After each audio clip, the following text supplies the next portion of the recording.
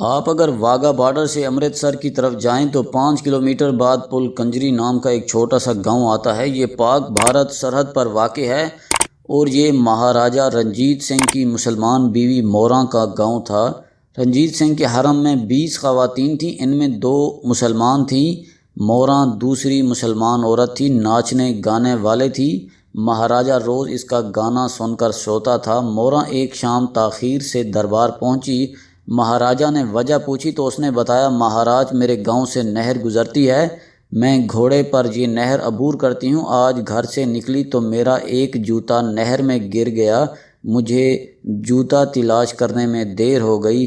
مہاراجہ موراں کی محبت کا اسیر تھا، اس نے اسی وقت نہر پر پل بنوانے کا حکم دے دیا۔ مہاراجہ کا حکم تھا، مہینے میں پل تیار ہو گیا۔ پنجابی میں طوائف کو کنجری کہا جاتا ہے، لہٰذا اس پل کی وجہ سے پورے گاؤں کا نام پل کنجری ہو گیا۔ مجھے 6 سال قبل اس گاؤں میں جانے کا اتفاق ہوا۔ موراں کا پل آج تک موجود ہے۔ گاؤں میں مہاراجہ کا قلعہ، بارہ دری، گوردوارہ اور چھوٹی سی پرانی ویران مسجد بھی موجود ہے۔ یہ مسجد موراں نے بنوائی تھی اور یہ اسی کے نام سے منسوب ہے۔ موراں بعد ازاں لاہور شفٹ ہو گئی تھی اور اس کا انتقال بھی لاہور میں ہوا تھا۔ لاہور میں بھی اس نے ایک خوبصورت مسجد بنوائی تھی، لیکن یہ مسجدیں اور موراں ہمارا موضوع نہیں۔ ہمارا موضوع پل کنجری گاؤں کا ایک چھوٹا سا واقعہ ہے۔ گاؤں میں مسلمان اور سکھ دونوں امن سے رہتے تھے۔ موراں کا خاندان بھی موجود تھا۔ ان لوگوں کا کام ناچنا گانا ہوتا تھا۔ 1947 میں فسادات شروع ہوئے تو سکھ اکثریت نے پل کنجری کے مسلمانوں کو لوٹنا شروع کر دیا۔ طوائفوں کے گھر میں ایک سکھ تبلچی بھی تھا، یہ بچپن سے ان کے پاس تھا اور ان کے گھر میں پل کر جوان ہوا تھا۔ فسادات کے دوران تبلچی کے اندر کا سکھ جاگ گیا، اس نے طوائف کی گردن پر کرپان رکھی اور اسے حکم دیا، باجی اپنی کان کی بالیاں اتار کر میرے حوالے کر دیں۔ طوائف ڈر گئی اور اس نے کان کی بالیاں اتاریں اور اس کے حوالے کر دیں۔ تبلچی نے وہ اپنی جیب میں رکھیں اور پگڑی کے دامن سے اپنی آنکھیں صاف کرنے لگا۔ طوائف نے ڈرتے ڈرتے پوچھا، کلدیپ تم رو کیوں رہے ہو؟ تبلچی نے ہچکیاں لے کر جواب دیا، باجی میں بچپن سے تمہارا نمک کھا رہا ہوں، مجھے تمہارے کان سے بالیاں اترواتے شرم آ رہی تھی، میں اس لیے رو رہا ہوں۔ طوائف نے حیران ہو کر پوچھا، اگر تمہیں شرم آ رہی ہے تو پھر تم ایسا کیوں کر رہے ہو؟ تبلچی نے کرپان نیام میں رکھی اور بولا، میری بہن ان بالیوں کا نصیب اب اترنا تھا، اگر میں نہ اتارتا تو یہ کوئی اور اتار لیتا، چنانچہ میں نے سوچا میں آپ کا اپنا ہوں، پھر یہ میں ہی لوٹ لیتا ہوں۔ یہ واقعہ صرف واقعہ نہیں، یہ دنیا کی ایک بڑی حقیقت ہے۔ زندگی کا مقصد اگر حاصل کرنا ہے تو پھر حاصل کرنے والے ہی کامیاب سمجھے جاتے ہیں، پھر جس نے بالیاں اتار لیں وہی فائدے میں رہا۔ ہم اگر بھاری دل کے ساتھ اس حقیقت کو مان لیں اور چند لمحوں کے لیے اخلاقیات کو سائڈ پر رکھ دیں تو ہم آصف علی زرداری اور عمران خان دونوں کو کامیاب سیاستدان ماننے پر مجبور ہو جائیں گے۔ آپ یقین کریں میں وقت گزرنے کے ساتھ ساتھ ان دونوں کا فین ہو گیا ہوں۔ کیونکہ سیاست اگر اقتدار حاصل کرنا اور پھر مدت پوری کرنا ہے تو پھر یہ دونوں کامیاب ہیں اور ہمیں ان دونوں کو کامیابی کا کریڈٹ دینا ہوگا۔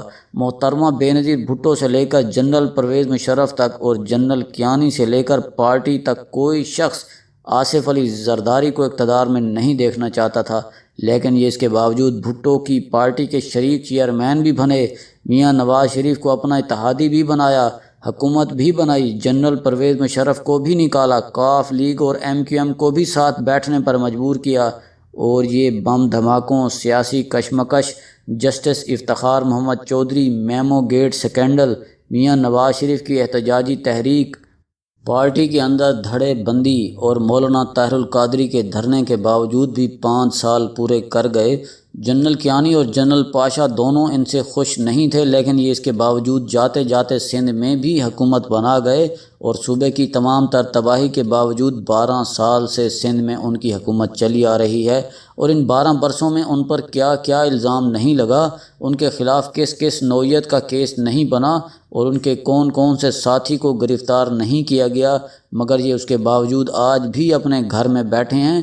اس وقت بھی حکومت اور اپوزیشن دونوں ان کی انگلی پر ناچ رہی ہیں، اور یہ حکومت کو ہاں کر دیں تو جیت اس کی ہوگی، اور یہ اگر PDM کے مطالبے پر سندھ اسمبلی توڑ دیں تو یہ اپوزیشن کے ہیرو ہیں۔ کیا یہ اچیومنٹ نہیں؟ سیاست اگر اقتدار اور اپنے لیے گنجائش پیدا کرنا ہے تو کیا ہم انہیں کامیاب نہیں کہیں گے؟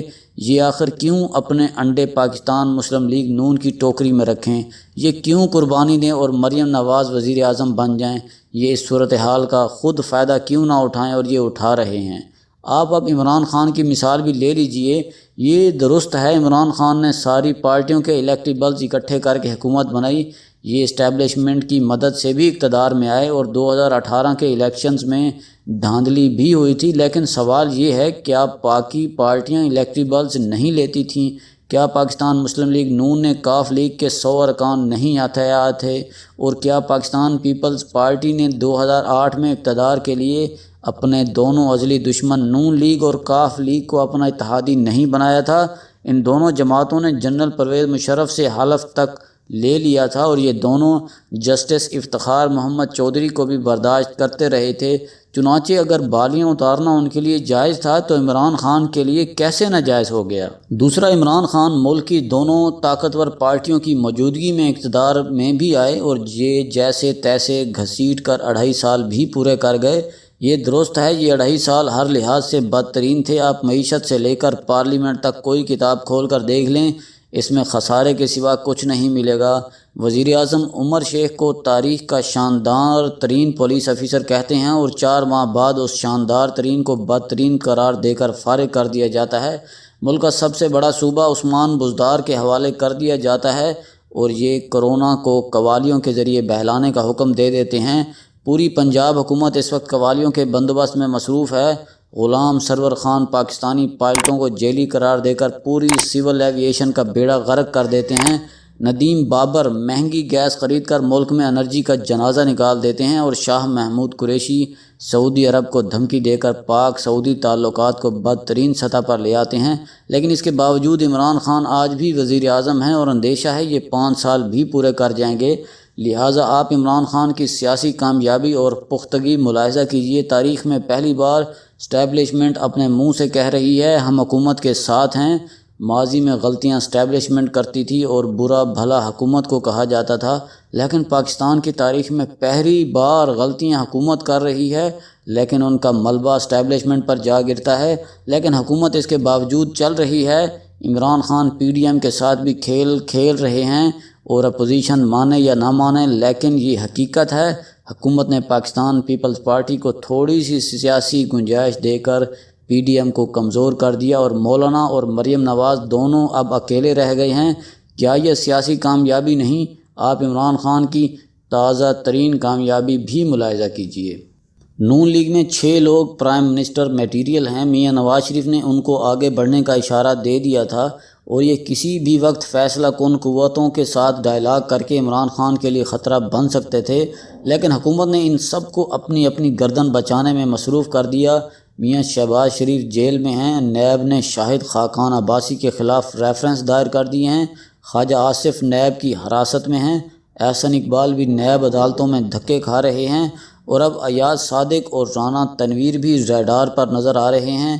یہ بھی زیادہ دنوں تک کھلی فضا میں نہیں رہ سکیں گے، تاہم حکومت کو مریم نواز اور ان کا بیانیہ سوٹ کرتا ہے، چنانچہ یہ آزاد بھی ہیں اور ان کی تقریروں پر بھی کوئی پابندی نہیں۔ حکومت اب مولانا فضل الرحمان کو انگیج کر رہی ہے اور یہ اگر انہیں روکنے میں کامیاب ہو گئی تو پھر اسے 5 سال پورے کرنے سے کون روکے گا؟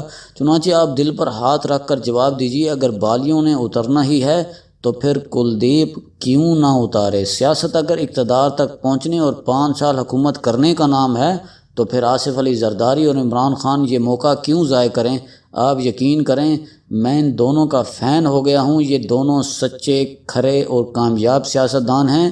یہ مکھی اور دودھ دونوں کو اچھی طرح سمجھتے ہیں اور یہ جب چاہتے ہیں یہ مکھی دودھ میں ڈال دیتے ہیں اور یہ جب چاہتے ہیں یہ اسے نکال لیتے ہیں۔ واہ واہ کیا بات ہے!